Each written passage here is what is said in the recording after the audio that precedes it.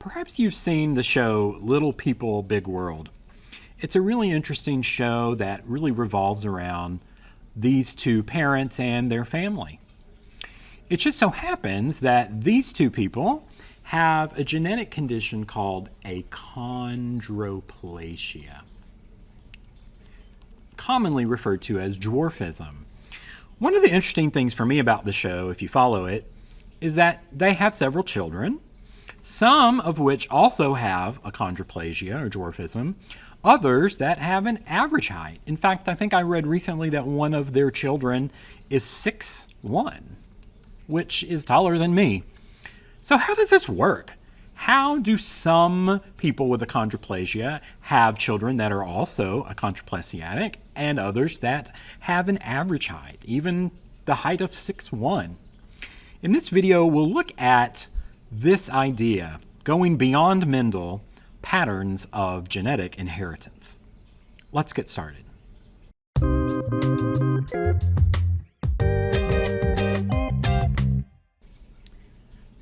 So let's think back to Mendel. Mendel really worked with a really simple system. He stumbled across something that was completely dominant when he was working with his pea plants. So pea plants exhibit what we call complete dominance. The purple flower was completely dominant over the white flower. And so it's rarely that simple. So in this video, we want to extend beyond Mendel, and I want to talk about some of the other modes of inheritance or some of the other types of gene expression. So the 5 types that we'll mention is complete dominance. This was like Mendel and his pea plants, where the purple flower was completely dominant over the white flower. We'll also talk about incomplete dominance, and the example I will use is carnations, where one particular expression type, the red flower, is incompletely dominant, meaning it doesn't completely show dominance over the other. Another example that I'll talk about is co-dominance. This is a prime example with blood type, where not only one is dominant, but 2 are dominant, so they are co-dominant. I'll also talk about pleiotropy. That's when one gene has many characteristics, and then polygenic traits, which most of our traits are, which means many genes, polygenes, contribute to a particular trait. So let's get started. Complete dominance we did pretty well in the last video, so we're going to get started right with incomplete dominance. So when we think about incomplete dominance, what we find is that a heterozygote shows an intermediate phenotype. So let me give you an example. In carnations, you can have red flowers, you can have white flowers, but you can also have pink flowers. So what we know for these carnations is that if you are homozygous dominant, right? Homozygous dominant, you have both big R's, you show the red phenotype. If you have 2 little r's, so you are homozygous recessive, you have white flowers. Well, since this is incomplete dominance, meaning the red is not completely dominant over white, what we get for the heterozygotes is an intermediate phenotype, and we get pink flowers. So what we see there is we're getting 50% less color, basically, in these pink flowers. So it's sort of a culmination of red and white. This is incomplete dominance. So let me show you what that cross looks like. So if we take our carnations and we're using true breeding red flowers, and when you see that true breeding, remember that just means homozygous. So in this case, we're talking about homozygous dominant for the red and homozygous recessive for the white. So once we cross those, in that F1 generation, notice what we get. All pink flowers. Why is that? Well, because if you just do, right, a simple Punnett square, what you see is that all of these are heterozygotes in that first generation. They all have this big R, little r situation. So they happen to be pink. Now, if those are allowed to self-pollinate and go into the second generation, well, we get something a little different. What we get is a 1 to 2 to 1 phenotypic ratio, with 25% being red, 50% being the intermediate pink phenotype, and 1% being the white phenotype. So, of course, if we looked and we assigned the genotypes, we could tell that that would be homozygous dominant, the pink would be heterozygous, and the white would be homozygous recessive. So this is the typical pattern for incomplete dominance. You'll find when you take two true breeding, you cross the first generation, you get a generally 100% phenotypic pink ratio in this case. But in the second generation, you get this interesting 1 to 2 to 1 ratio for the red to pink to white flowers. So that's incomplete dominance. The second one I want to talk about is co-dominance. When you think co, you think together or with. And this is when two alleles affect a phenotype in separate but distinguishable ways. And our ABO blood grouping system is a prime example of this, right? If you say, what's dominant, A type or B type? Well, they're actually both dominant. A is dominant, B is also dominant in these separate distinguishable ways. And when we're dealing with codominance, we use a little bit different of nomenclature. We're going to use these superscripts to delineate and show the difference between the different codominant factors. So we're using an I, and that I think stands for a term about an immunoglobulin, which you don't have to worry about at this point. But we're going to use an I. So an IA would be a dominant A, an IB would be a dominant B type. If you see the lowercase I, that's obviously recessive. Those rules stay the same. So here is our blood typing system. If you think about blood types, you've probably heard of A blood type B, AB, and O. AB is the co-dominant blood type. And we get this because there's different antigens present on these red blood cells. So let's take a look at A blood. All right, so there's our red blood cell. Notice on the surface, there's an antigen. We call that the A antigen because this is the A blood type. Now, if you've got the A antigen on your red blood cells, your body evolved anti-B antibodies, meaning if it encounters B, any B blood, it will fight it off. So if you're type A, you can donate to type A or type AB, which we'll find out, but you cannot receive from B because B would create a reaction. A blood can receive from A or O. Let's look at B.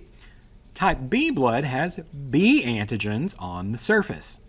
So B antigens in their blood, we will create anti-A antibodies. So therefore, if you have B blood and you are given A blood, these antibodies are going to fight it because they're anti-A, they're against A.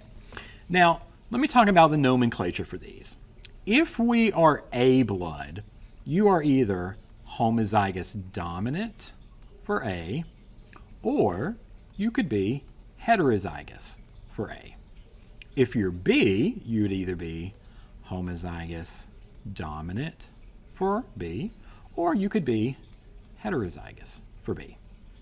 Now, AB is where this codominance comes in, because notice that they have both antigens present on their red blood cells, but they have no antibodies.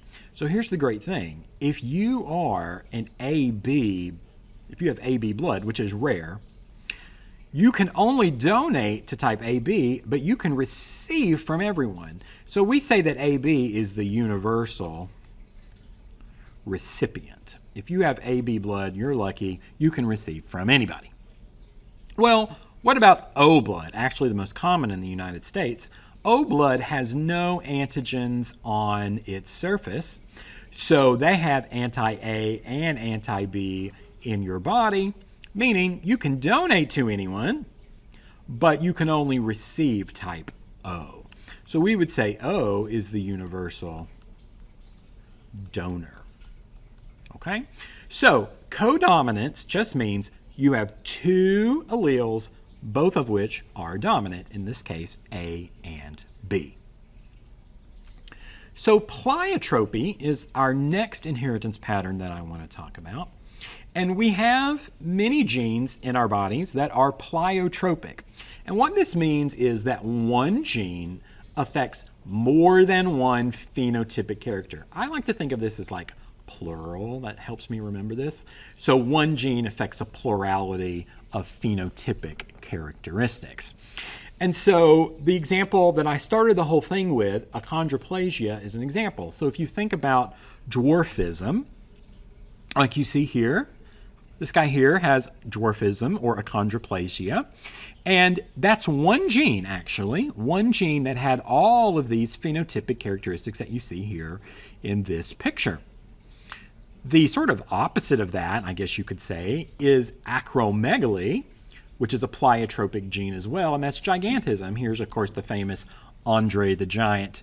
If you ever watched the show The Princess Bride, he is featured in that show in a pretty interesting fashion. But acromegaly, or gigantism, is also a pleiotropic gene, where one gene actually affects many different characteristics. Okay? So when you think pleiotropy, think one gene, many characteristics. The next example I want to talk about is also another very common example, and we're finding more and more of our genes are polygenic, meaning polygenic, more than one gene. So this is when we see multiple genes, physiological processes being shown to collectively contribute to a trait. The prime example that we all often talk about is eye color, right? Eye color is not just one gene. So you don't get the gene for blue eyes or the gene for brown eyes. It's actually many genes, polygenes, that contribute to the trait of eye color. Last thing I heard, there were roughly 7 or 8, but there are 4 really common genes for eye color. And like this one, for example, is associated with melanin-producing cells.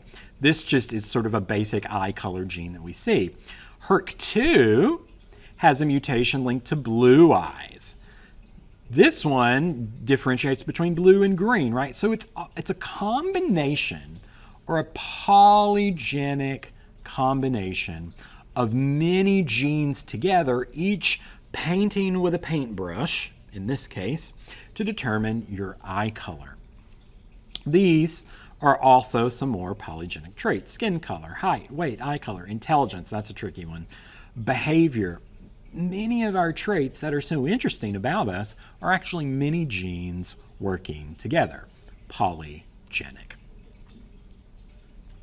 So there's this old debate, nature versus nurture. What makes us who we are? Is it nature, meaning our genes, right? We think nature, you think genes or DNA. Or is it nurture, the way we were raised? Okay, there's this age-old debate. Well, the answer is pretty easy in biology. It's both, right? Phenotype, what we look like, the characteristic trait, is controlled by both the environment and our genes. So let me give you some examples. Hydrangea flower is influenced by soil pH. So in other words, there's some DNA that determines flower color, right? In this case, is it kind of blue, pink, purple? So there is some DNA contributing to that. But if I change my soil pH, if I take some really acidic soil or some really acidic fertilizer and put down in my hydrangeas, which I do at my house, by the way, then it can change the color. So the color, the phenotype, is actually influenced by both the DNA and the environment, in this case, the soil pH. Another really common example that you see is about the coat color in Arctic foxes. So this fox and this fox is the exact same fox. Although in the summer, notice it's a little different color because Arctic foxes have these heat-sensitive alleles, these genes which are sensitive to the heat, and they either express this pigmentation here in the summer that you see, or they are absent of the pigmentation like you see here. Obviously, this is a genetic evolutionary advantage or an adaptation because this white fox, right, has evolved to be white in the snow, less likely to be seen by a predator. Here in the summer, you want a little more coloration to blend in with the environment, also an evolutionary adaptation. So nature, nurture, which one? It's both. So how does this inheritance thing work at the molecular level? Well, it's a little tricky to understand, but what we do understand about dominance versus recessive, what's happening at that molecular level, is that it's all about these proteins. So let's remember, how do we get the proteins? Well, you know, you've got some DNA, you've got some genes in your DNA that code for proteins. And so you might remember this. This is coming up later in our molecular genetics unit. But DNA is used to code for messenger RNA, which eventually codes for protein. You may also remember from an earlier video that proteins could be enzymes, they could be structural proteins. All of these proteins serve many different facets. So the structural proteins might make up our eye color or our skin color. The enzymes might determine what types of chemicals are broken down or built up in our body. So what happens is if you have a recessive phenotype, the enzyme might be a non-functional enzyme, meaning the recessive gene might code for an enzyme that's no longer functional. In terms of structural proteins, a recessive gene can code for a non-functional structural protein. So if you think of coloration, like in the fox or in your eyes, if you're not getting a structural protein that's appropriately the right color, right, the structure isn't right, it might not appear that blue or green or something. If it's in terms of enzymes, you might have an enzyme that's not functioning correctly, as in some of the diseases that we'll see in the next video. If you don't have the functional enzyme because you have the recessive allele, you don't have the enzyme to break down or to make whatever you need made in the body. So the dominant gene generally codes for a functioning enzyme and protein. The recessive, while not always, generally codes for a non-functional enzyme or protein, and that's what makes the difference in our traits or phenotypes. So to wrap things up, there's a common misconception that just because something is dominant means it's also more prevalent in society. And sometimes that is true. Sometimes the dominant alleles are often more prevalent, but it's not always the case. Just because an allele is dominant does not mean, one, it is better, or two, it is more common or more prevalent. And a prime example is polydactyly. Polydactyly is a dominant allele. Well, what is it? Polydactyly is a condition where you have more than one digit. So 399 out of 400 people have 5 digits, right? 1, 2, 3, 4, 5. I don't have polydactyly. I have 5 digits. But if you do have polydactyly, notice that you'll have 1, 2, 3, 4, 5, 6. There's an extra one. 1, 2, 3, 4, 5, 6. Extra as well. And look at the toes. 1, 2, 3, 4, 5, 6. So polydactyly is one of those interesting traits that is dominant, but is not more common, right? Most people have 5 digits. 1 out of 400 have more than 5. Most people are homozygous recessive for this trait. So me, I am this. Someone that has polydactyly would either be that or that. More likely that. So it's an interesting idea that just because something is dominant does not mean it is more prevalent.